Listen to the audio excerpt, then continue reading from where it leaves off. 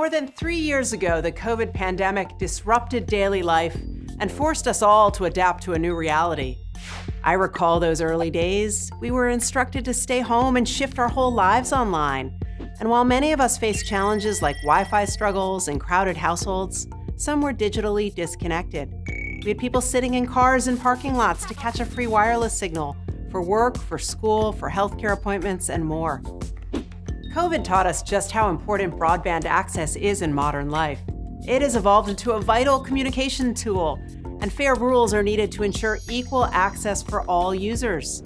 And at the FCC, we think the way consumers interact with internet service providers should reflect that fundamental fact. We're working to bring back net neutrality, a principle that ensures an open and fair internet where providers treat all online content and applications equally and without bias.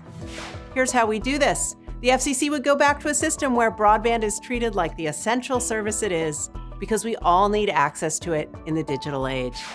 This also gives the FCC the ability to protect the internet in the name of national security and public safety. If there's an internet outage in your area, the FCC could now have the power to work with companies to help fix it. And if bad actors and foreign adversaries are using our networks for nefarious purposes, we would now have additional tools to fight them.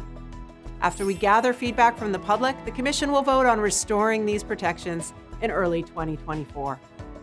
I truly believe restoring net neutrality will secure access to a fast, open, and fair internet for all.